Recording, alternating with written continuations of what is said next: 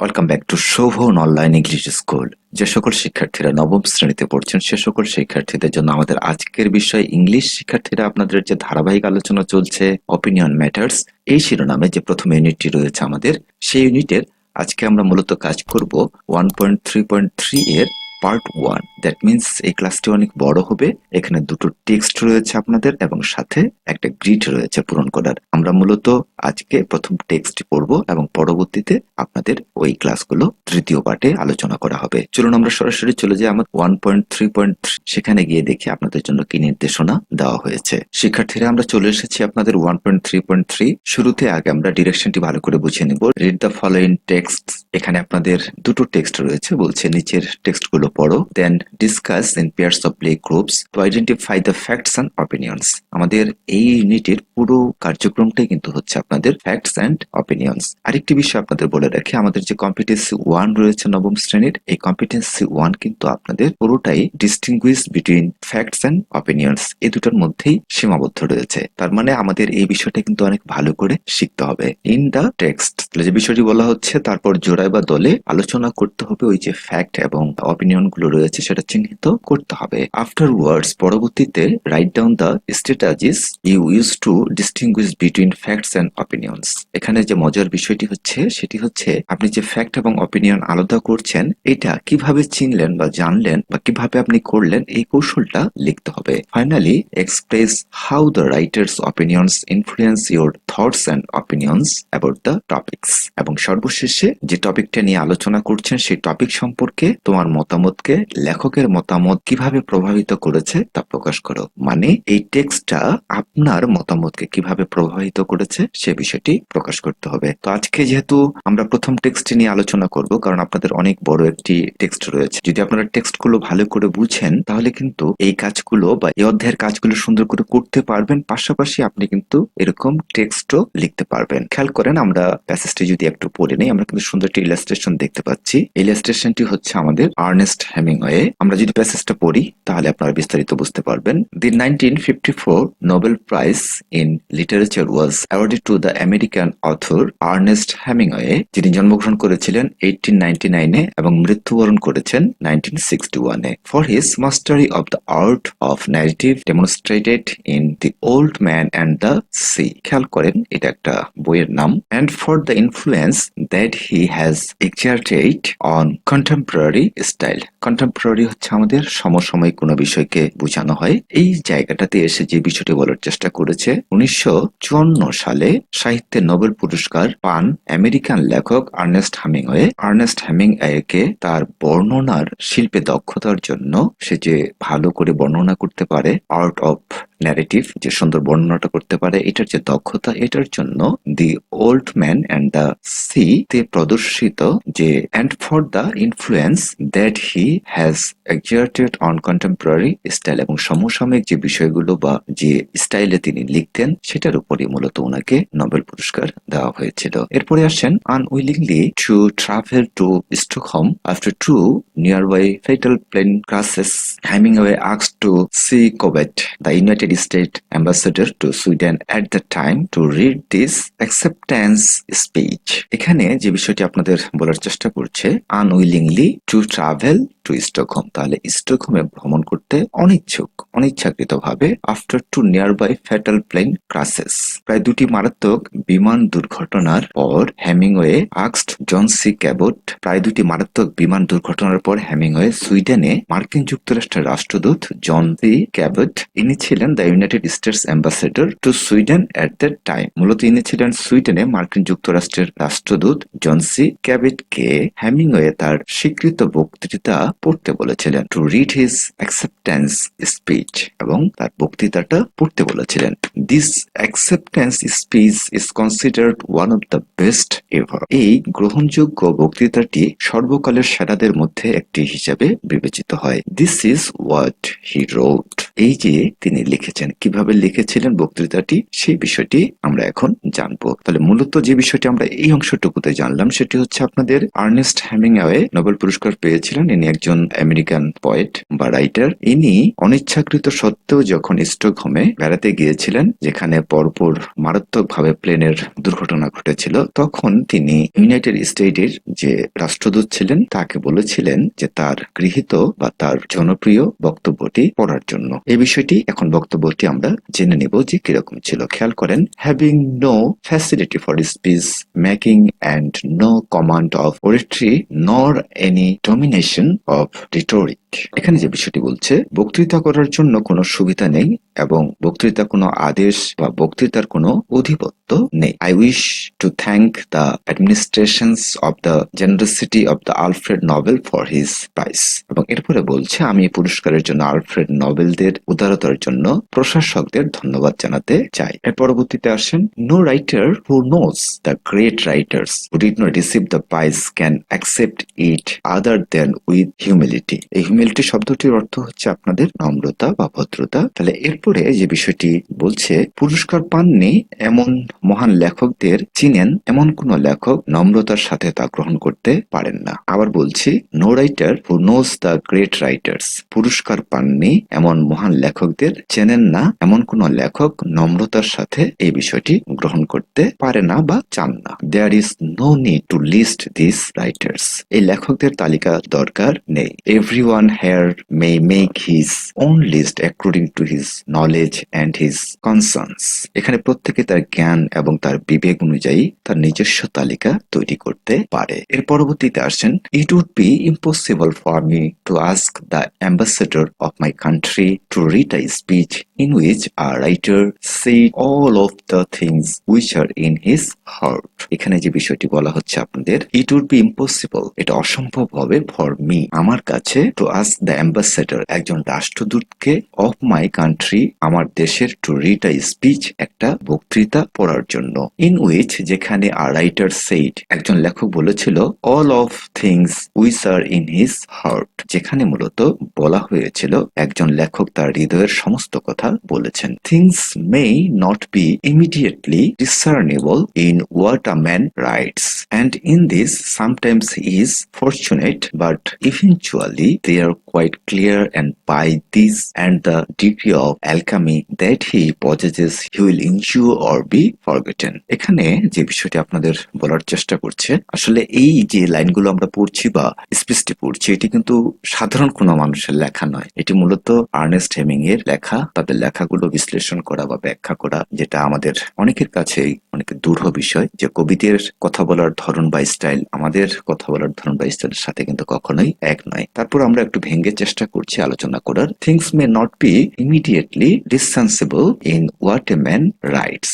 এখানে যে বিষয়টি বলার চেষ্টা করছে, একজন মানুষ যা লেখেন তাতে জিনিসগুলি অবিলম্বে বোঝা যায় না। And in this sometimes he is fortunate but eventually, এবং এতে কখনো কখনো তিনি সৌভাগ্যবান হন, বাট ইভেনচুয়ালি, কিন্তু they are quite clear and by this and the degree of alchemy. এখন বলছে, কিন্তু শেষ পর্যন্ত সেগুলি বেশ স্পষ্ট, এবং এইগুলি দ্বারা the degree of alchemy that he possesses he will এনজিও অর বি ফরগটেন। এখানে এনজিও শব্দটির অর্থ হচ্ছে সহ্য করা, আর ফরগটেন হচ্ছে ভুলে যাওয়া। তাহলে যে বিষয়টি বলার চেষ্টা করছে এই জায়গাটাতে এসে, কিন্তু শেষ পর্যন্ত সেগুলি বেশ স্পষ্ট, এবং এইগুলির দ্বারা এবং তার যে আলকেমি আছে তা সে সহ্য করবে বা ভুলে যাবে। এই আলকেমি শব্দটিকে আমরা অন্যভাবে একটু ব্যাখ্যা করতে পারি। আলকেমি শব্দটির অর্থ হচ্ছে এরকম, যে মধ্যযুগীয় রসায়ন শাস্ত্র সম্পর্কিত একটি জ্ঞান বা ওই বিষয়ে লেখা। এরপরে আসেন, রাইটিং, লেখালেখি এট it's best,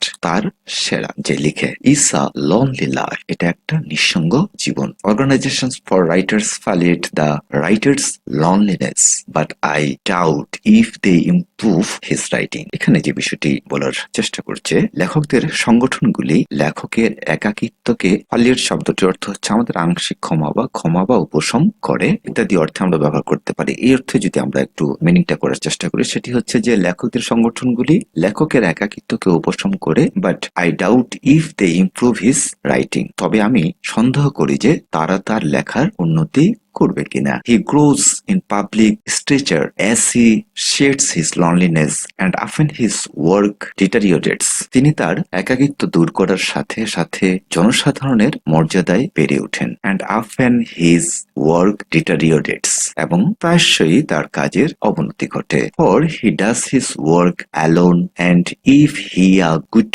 enough writer he must face eternity or the lake of it each day. এখানে যে বিষয়টি বলছে for he does his work alone কারণ তিনি একাই তার কাজ করেন and if he is good enough writer এবং যদি তিনি যথেষ্ট ভালো লেখক হন he must face eternity or the lake of it stay. এখানে যে বিষয়টি বলছে যদি তিনি ভালো লেখক হন তবে তাকে প্রতিদিনই অনন্তকাল বা এর অভাবের মুখোমুখি হতে হবে। এরপরে আসেন ফর আ ট্রু রাইটার একজন সত্যিকারের লেখকের জন্য each book should be a new beginning প্রত্যেকটি বই একটি নতুন শুরু হওয়া উচিত ওয়ার যেখানে he tries again for something যেখানে তিনি এমন কিছুর জন্য আবার চেষ্টা করেন দ্যাট যা ইজ বিয়ন্ড অ্যাটেনমেন্ট যা অর্জনের বাইরে। তাহলে পুরো বিষয়টি যদি আমরা একটু চিন্তা করি যে একজন সত্যিকারের লেখকের জন্য প্রতিটি বই একটি নতুন শুরু হওয়া উচিত মানে একটি বই লেখার পরে আরেকটি বই যখন লিখবে তখন নতুনত্ব হওয়া উচিত যেখানে তিনি এমন কিছুর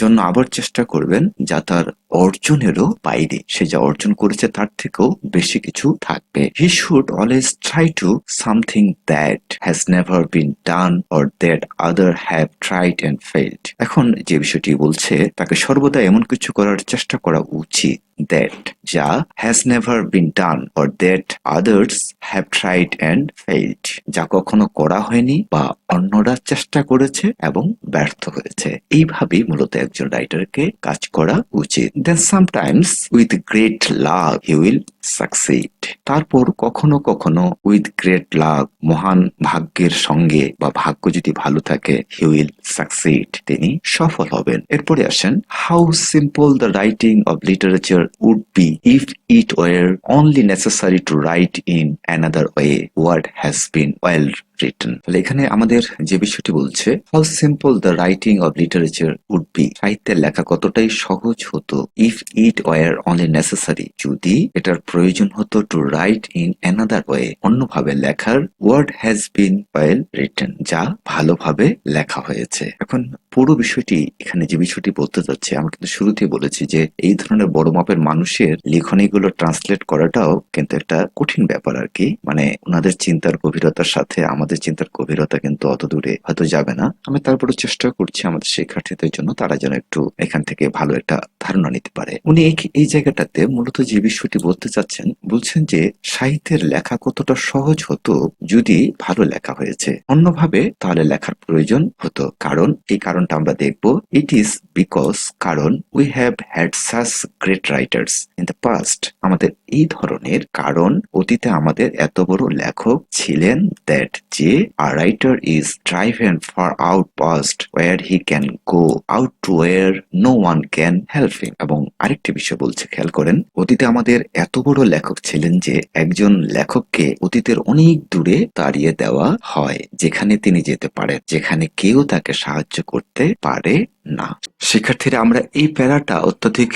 জটিল একটি প্যারা এই প্যারাটিকে যদি আরেকটু সামারাইজ করে আমরা দেখি তাহলে আমাদের বিষয়টি হবে এরকম এই বাক্যগুলোতে যেটা বলার চেষ্টা করেছে সাহিত্য রচনা করা আরো সহজ হবে যদি লেখকরা একই জিনিসগুলোকে অন্যভাবে বলতে পারে যেমন অতীতের যে মহান লেখকরা ছিল ইতিমধ্যে তারা ভালো লিখেছেন কিন্তু সেই অতীতের লেখকরা অনেক ভালো ছিল বলে আজকের লেখকদের জন্য কিন্তু এই বিষয়টি বা লেখালেখির বিষয়টি খুবই কঠিন।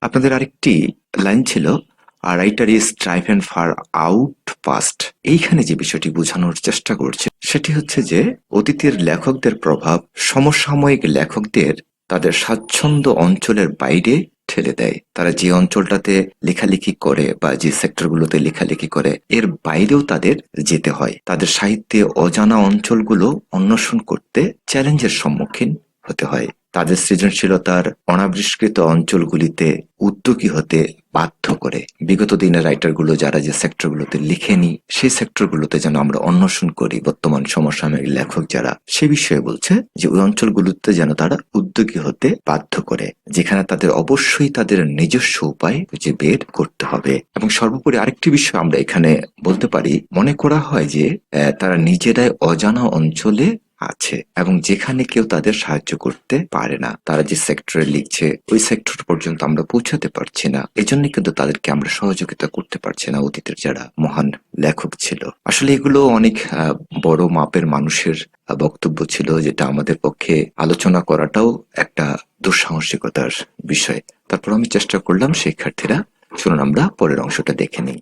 এরপরে আসেন আমরা শেষ করে ফেলি এই দুটো লাইনের মাধ্যমে। I have spoken too long for a writer. আমি একজন লেখকের জন্য অনেক লম্বা কথা বলেছি। A writer should write what he has to say or not speak it again. I thank you. সবশেষে যে বিষয়টি বলছে, একজন লেখককে যা বলার তা লিখতে হবে, কথা না বলে। দ্যাট মিনস যা বলার সেটা লিখে প্রকাশ করতে হবে, কথা বলার প্রয়োজন নেই। উনি এমনটি একটা মেসেজ দিচ্ছেন। এবং আবারও আমি আপনাদের ধন্যবাদ দেই, মানে সবাইকে ধন্যবাদ জানিয়েছে। এই লেখাটি কিন্তু সাধারণ কোনো লেখা ছিল না, একেবারেই ব্যতিক্রম কিছু লেখা ছিল। আর এই কারণে কিন্তু আমি দুটো পার্ট বা দুটো অংশে বিভক্ত করেছি, কারণ এর পরবর্তী যে টেক্সটটি রয়েছে সেই টেক্সটটিও কিন্তু খুব হাই কোয়ালিটির একটি টেক্সট, যেটা আমরা পরবর্তীতে যে ভিডিওটি নিয়ে কাজ করব সেখানে আলোচনা করব টেক্সট 2 তে। শিক্ষার্থীরা, এর পরবর্তীতে আপনাদের এই টেক্সট শেষ করেও তারপরেও কিন্তু আরো কাজ রয়েছে, সেটি হচ্ছে এই যে গ্রিডটা নিয়ে কাজ করতে হবে, যেখানে এই টেক্সটগুলো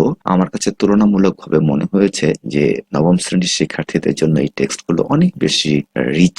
এটা আমার একটা নিজস্ব অপিনিয়ন, আপনারা অন্যভাবে ভাববেন না। কারণ যেহেতু প্রথম আমাদের কাছে এই জিনিসটি একটু কঠিন মনে হতে পারে, কিন্তু আপনারা যখন পড়তে পড়তে অভ্যস্ত হয়ে যাবেন, আরো খুঁটে খুঁটে বারবার এই প্যাসেজগুলো বুঝতে পারবেন আরো গভীরে গিয়ে, তখন কিন্তু আপনাদের কাছে এই বিষয়গুলো অনেক সহজ মনে হবে। শিক্ষার্থীরা, আমি কতটুকু আপনাদের সাহায্য করতে পেরেছি জানি না। যদি উপকার করতে পারি বা কিছুটা হলে সহযোগিতা করতে পারি, সেই ক্ষেত্রে অবশ্যই আপনাদের জন্য আহ্বান করব, যারা ইউটিউব থেকে দেখছেন সাবস্ক্রাইব করবেন এবং যারা ফেসবুক থেকে দেখছেন ফলো দিয়ে রাখবেন। আজকের জন্য এতটুকুই। আমরা পরবর্তী ক্লাসটি করব আরো অনেক সুন্দর করে। সেই ক্লাসটি দেখার আমন্ত্রণ জানিয়ে আজকে এখানে শেষ করছি। আল্লাহ হাফেজ।